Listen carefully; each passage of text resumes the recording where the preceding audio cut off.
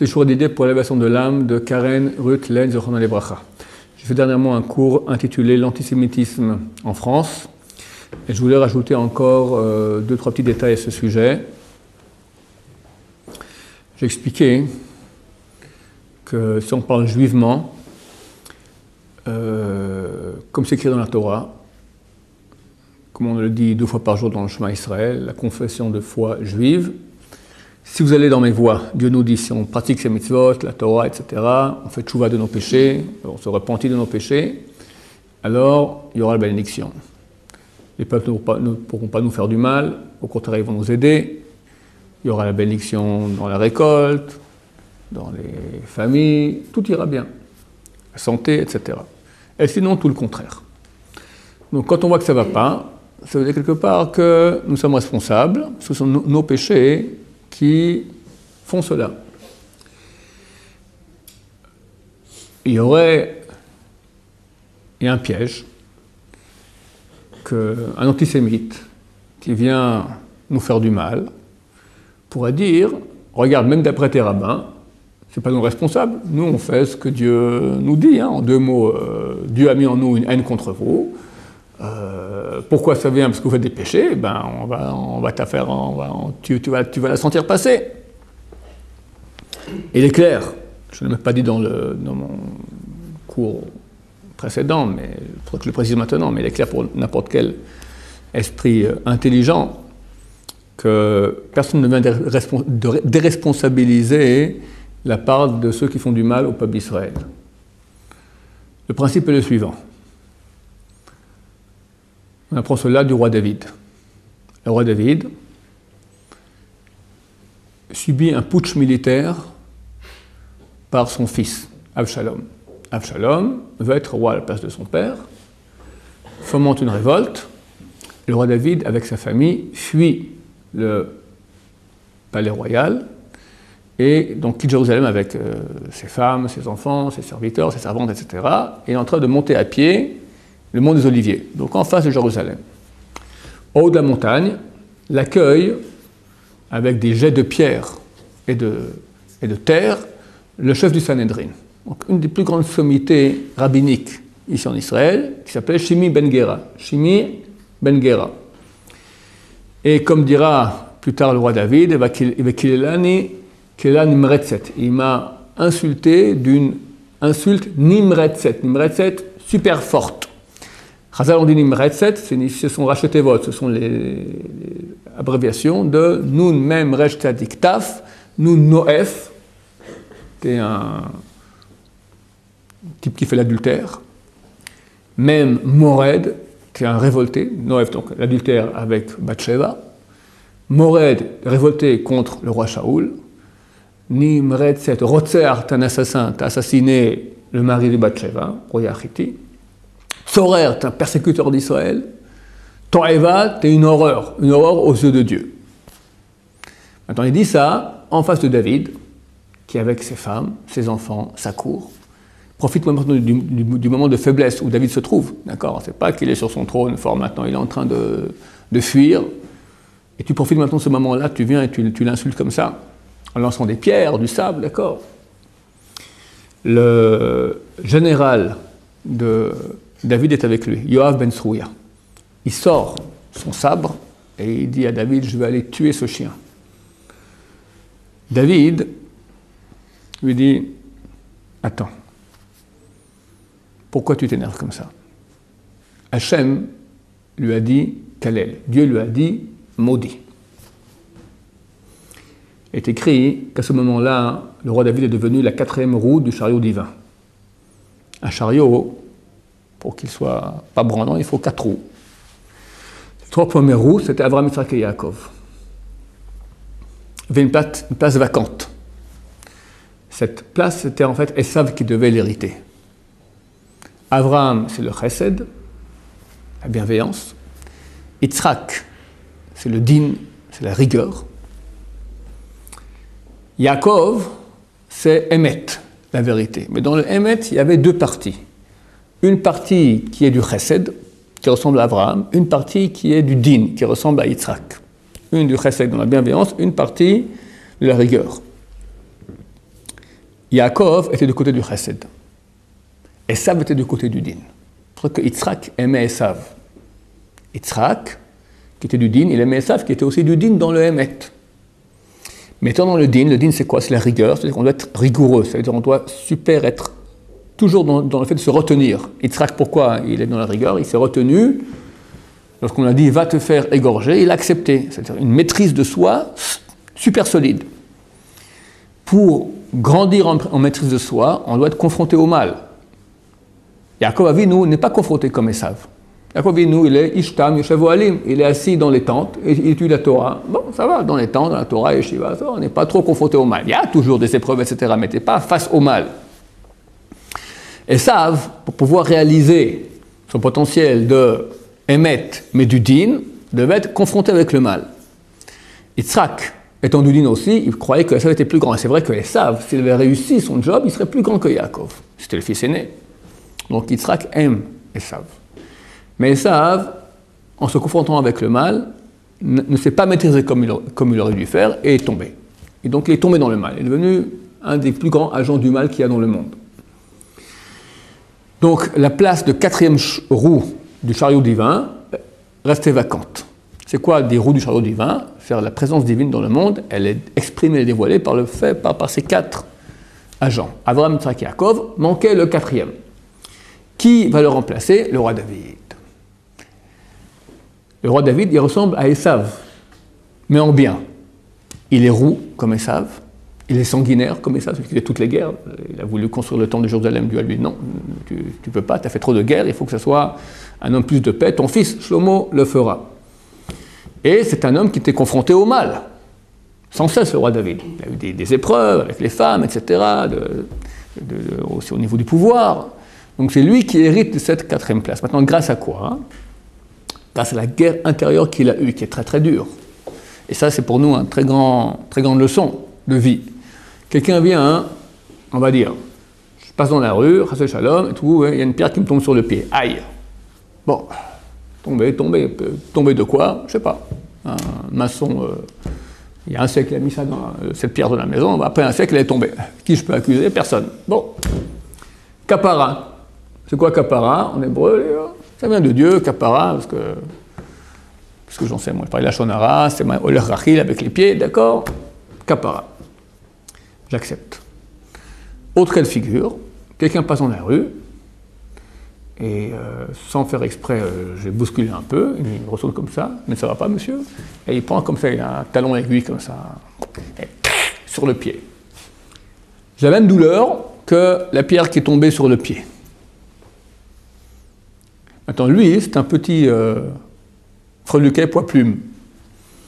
Moi, je suis...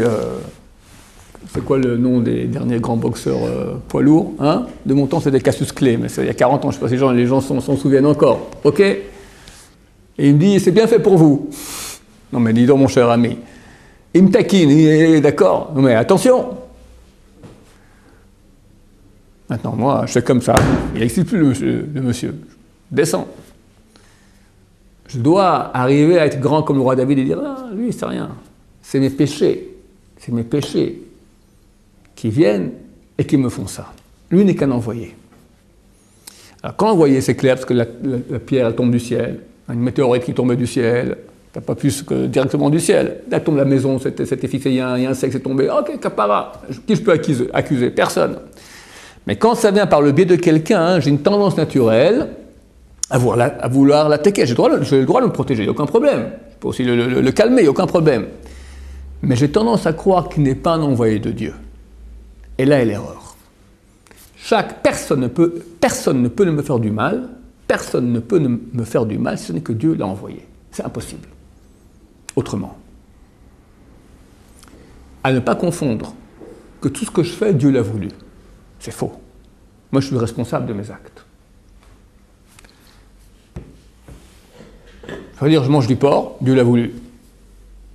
Je fais une mitzvah, Dieu l'a voulu. Je fais un péché, Dieu l'a voulu. Non, j'ai un libre arbitre. Maintenant, le type qui me fait du mal, il a un libre arbitre aussi. Alors pourquoi je dis que c'est moi qu'il est que l'envoyé de Dieu? Et que c'est à cause de mes péchés que je souffre de cela? Alors il faut comprendre bien, et c'est là le principe que je voulais vous expliquer. Le type qui vient et qui me fait du mal, c'est clair qu'il est responsable du mal qu'il me fait.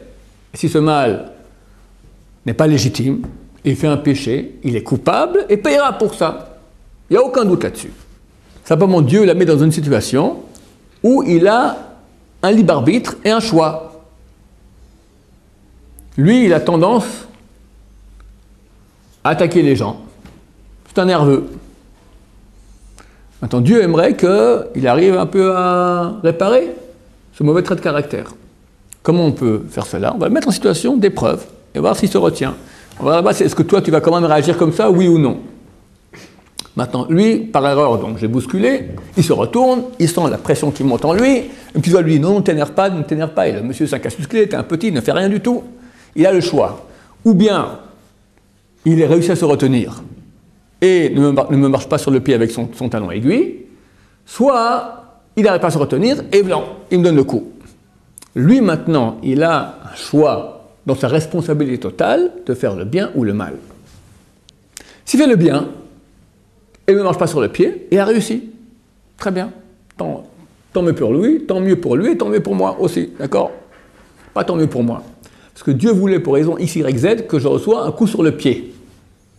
Comment fera Dieu? Il n'a aucun problème. Ou il enverra une météorite du ciel, ou une tuile qui va tomber du toit, ou quelqu'un d'autre de nerveux qui va marcher sur le pied, ou quelqu'un qui est avec la voiture, peu importe. Dieu, il peut gérer, il a le temps, ce que je devrais recevoir, je recevrai. Cette personne-là maintenant, si elle a réussi son épreuve et ne m'a pas marché sur le pied, elle a réussi. Et Dieu fera en sorte que ce soit quelqu'un d'autre, ou par un autre biais, que je reçois le coup que je vais recevoir. Si par contre la personne n'a pas réussi son coup, elle aurait dû se retourner, elle ne s'est pas retenue, elle m'a tapé, elle a raté. Elle a fait un péché, tu tapes quelqu'un, tu n'as pas le droit. Quand tu as ton talon aiguille comme ça, c'est interdit. Et pour ce péché qu'il a fait, il sera puni, il est responsable. Mais moi, par rapport à lui, je ne dois pas le considérer comme le responsable, que c'est à cause de lui que j'ai eu ça. Lui, il a son compte avec Dieu et il payera. Ce n'est pas mon affaire du tout. Personne ne peut lui faire du mal si ce n'est qu'il a été envoyé par Dieu. Dieu l'a mis dans cette case maintenant de choix. On veut maintenant que tu marches sur le pied du Rav Ron Shaya. Le Rav Ron Shaya doit mériter maintenant quelqu'un qui lui marche sur le pied. On te met en situation d'épreuve. Si tu réussis ton épreuve, tu ne marches pas sur le pied, on s'arrangera autrement avec Rav Ron Shaya. Sinon, tu auras réussi, Ron Shaya aura reçu ce qu'il aurait dû recevoir. Le type, quand il choisit, c'est lui qui choisit, donc il est responsable. Mais quand il a choisi maintenant de donner le cours, quelque part, il devient l'instrument que Dieu utilise pour que Ron Shaya ait le coup sur son pied. Ok? Donc, en aucun cas, quelqu'un qui fait du mal à son prochain n'est déresponsabilisé à cause de cela. Il est responsable, totalement responsable. Simplement, il est l'instrument utilisé par Dieu dans sa responsabilité pour amener le mal à la personne que Dieu voulait faire souffrir. Celui qui souffre, comme le roi David dont on apprend celui qui souffre doit savoir que je n'ai pas de compte à régler avec lui. C'est ce que le roi David va dire à son général, Yoav ben Tsruya. Maintenant, comprenez que la guerre qu'il a eue était énorme. Ce n'est pas comme ça facilement qu'on devient la 4e roue du chariot divin. Il y a une guerre énorme. Ce type-là, maintenant, il profite maintenant. Ce n'est pas n'importe qui, ce n'est pas un nul, c'est le chef du Sanhédrin. Il profite maintenant de ma situation. Maintenant, je suis en face de mes enfants, en face de ma famille. Il me traite comme ça, moi, le roi. Et j'ai le droit total. Quelqu'un qui fait une chose pareille au roi, il est dans son droit, un roi d'ordre divin, comme c'était à l'époque, qui est sacré par un vrai prophète juif. Celui qui lui fait une chose pareille, il est Chayamita, il est passible de mort sur place. Donc, dans son droit, le roi David peut aller maintenant le tuer. Mais ça ne provient pas maintenant d'un choix de vérité. Je ne suis pas propre dedans. Alors il dit à Yoav, rien du tout. Comprends, la bataille que j'ai eue, maintenant je communique le résultat de ma bataille. C'est vrai que je peux lui en vouloir terriblement. J'ai tellement de émouna, tellement de foi en Dieu. Pour moi, c'est tellement clair, cette personne-là, elle est envoyée de Dieu. Donc pourquoi je vais le tuer? C'est Dieu qui l'a envoyé. Hachem Amarlo Kalel, Dieu lui a dit, insulte. Quand le roi David revient du putsch militaire, il a été sauvé, et son fils Avshalom a été éliminé, vient Shimi Ben Gera, le type qui l'a insulté, se met plat ventre, l'embrasse le bout des pieds, implore son pardon. Et David lui dit, Shimon ben Gera fait jurer David qu'il ne va pas se venger, il va pas le tuer. Il dit, je te jure que je ne te tuerai pas. Mais avant de mourir, le roi David ordonne à son fils Shlomo, il dit, Shimon ben Gera, quand j'ai eu le putsch militaire avec Avshalom, il m'a insulté d'une insulte nimretzet, il ne faut pas que tu le laisses mourir tranquille. Pourquoi? Pas parce que David veut se venger, il aurait pu se venger toute sa vie. Mais pour que Shimon ben Gera, c'est un grand du Sanhédrin qui arrive pas au Lamaba avec le péché terrible qu'il a fait, donc il faut qu'il meure d'une mort anormale, ça sera son tikkun, sa réparation. Donc toi, mon fils Shlomo, tu es une personne sage, tu sauras comment faire. Donc le roi David, là, c'est pas par vengeance, c'est au contraire par amour quelque part, c'est pour le tikkun, pour qu'il puisse faire le tikkun de son âme comme il faut bien, la réparation de son âme totale, et il ordonne à son fils Shlomo de ne pas laisser Shimon ben Gera comme ça impuni. Donc, il ne faut pas croire que lorsque Chas Shalom, un Hitler, ou un Torquemada, ou un Chmielnicki, ou un Staline, ou etc., tous nos ennemis, et hélas, il y en a beaucoup, nous font du mal, il ne faut pas croire, qu'on a quoi que ce soit à voir avec eux. Ce sont des envoyés de Dieu direct. Et nous, on doit faire notre introspection personnelle, voir qu'est-ce qu'on peut faire pour arranger que ça aille mieux. Dans Am Israël, au niveau de l'application de Torah au mitzvot, et faire tchouva sur le passé. Ça, c'est clair. Maintenant, lui, il peut se dire, alors, moi, je suis maintenant l'envoyé de Dieu, c'est vrai, mais par rapport à moi. Par rapport à moi, tu es un ange. Tous ces noms que j'ai cités maintenant, par où ce sont des anges. Les anges de la mort, mais des anges. C'est un envoyé de Dieu. Mais cet ange-là, lui, par rapport à Dieu, il a aussi une facture salée. C'est clair. C'est clair. Parce que dans ton libre arbitre, tu avais le choix. Il me faut des antisémites sur terre. Des gens qui allaient faire du mal au peuple d'Israël. C'est ce que j'ai besoin. Pour mon peuple puisse continuer, j'ai besoin qu'on lui donne des raclés de temps en temps pour qu'il rectifie le tir. C'est ce qui fait son éternité. Les autres peuples antisémites, Dieu les laisse tranquilles, pas vouloir disparaître. Que tous nos ennemis de tous les temps, et ça ils n'ont pas compris, mais je leur dis maintenant, tous les peuples antisémites de tous les temps ont tous disparu.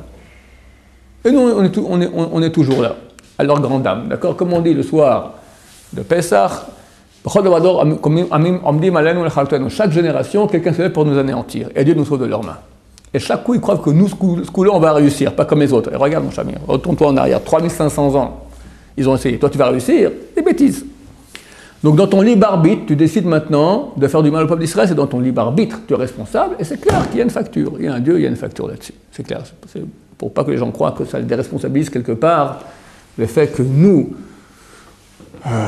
n'ayons pas de relation avec eux disant tu me fais du mal et tu n'as pas le droit de le faire. C'est ton affaire avec Dieu.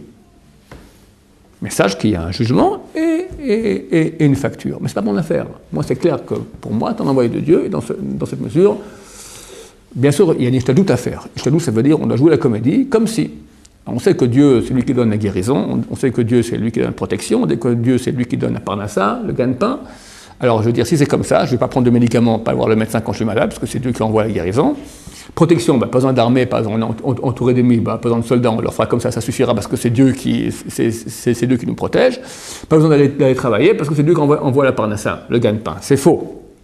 C'est vrai que Dieu envoie tout cela, mais Dieu a demandé, étant donné que nous vivons dans un monde qui a l'air naturel, et il veut que ça reste un monde qui a l'air d'être naturel, il veut qu'on mette un canal qui a l'air d'être naturel. Donc on met un canal naturel. Donc on va voir le médecin, on prend le médicament, on dit Dieu, je sais très bien que ce n'est pas le médicament qui me soigne, c'est toi. Mais t'es ordonné comme ça qu'on joue la comédie. On prend la comédie. Donc en comédie, on prend le médicament, en comédie, on a une armée, en comédie, on va travailler pour du gagne-pain. Mais tout ça, c'est la comédie pour que Dieu puisse, par le biais de ce canal, nous amener la chose dont on a besoin. Idem avec les antisémites, il faut jouer la comédie. Donc il faut, bien sûr, protester, faire tout ce qu'il y a à faire, je ne sais pas exactement ce qu'il y a juste de faire, mais d'après les lois normales de la protection contre l'antisémitisme, donc on doit faire tout ce qu'on doit faire, c'est clair. Mais bien avoir présent à l'esprit que c'est qu'une comédie. L'essentiel reste dans ma relation avec Dieu. Et il est clair que nous sommes des enfants de Dieu, ça fait 3500 ans que nous sommes son organe d'expression, d'accord? Nous sommes les détenteurs de sa Torah, et il est clair que si on revient vers lui, il nous sauvera au nez et à leur barbe de tous nos ennemis. Mais c'est à nous de faire cet effort-là, qui est difficile. Aujourd'hui, le Yetzirah se déchaîne. Il y a rarement eu un Yetzirah aussi grand que comme aujourd'hui. Il est clair que nous sommes très, très proches de la fin. Il se peut peut-être que maintenant, toute cette résurgence d'antisémitisme, c'est Dieu veut régler les comptes de la fin des temps et les fait remonter pour bien donner le dernier coup. J'ignore, je ne sais pas. Peut-être que ça peut être vraiment aussi un très grand sale coup. Je ne suis pas prophète, j'ignore. Dans tous les cas de figure, on doit se rapprocher de Dieu, faire tchouva, Bezrat Hashem, comme cela, tous nos ennemis resteront tout à fait inoffensifs. Oui. C'est quand vous dites que c'est peut-être la dernière guerre, on a l'impression, vis-à-vis de la Deuxième Guerre mondiale, on a l'impression quand même que c'est presque pareil. Oui, c'est presque pareil avec la petite nuance qui me fait penser que peut-être ce ne sera pas pareil, qu'aujourd'hui il y a beaucoup de tchouva, spécialement en France. Ça a l'air donc assez anormal. Pourquoi dans le pays où il y a le plus de tchouva, maintenant, Dieu laisserait nos ennemis réaliser leurs mauvais desseins? À mon avis, il s'agit plus d'une menace pour que ça aille plus vite, parce que je pense que Dieu va amener la Géoula rapidement et qu'il n'y a pas encore suffisamment. Et je peux que là, s'il n'y aura pas suffisamment, peut-être il y aura aussi de la souffrance, à Dieu ne plaise. Je peux aussi que Dieu veut qu'on quitte la France rapidement, parce qu'il faut comprendre que la France est un pays qui, à l'instar de Sodome et Gomorrhe, a étatisé l'immoralité. Bon, des choses que la Torah interdit, telles que l'homosexualité, la débauche, etc., ce sont des valeurs normales aujourd'hui. Il paraît-il qu'on ne peut pas émettre un avis contre cela en France. Il ne fait pas bon de vivre en France aujourd'hui pour les Juifs. Voilà, c'est clair. Ok, on s'arrête ici. Baruch Adonai,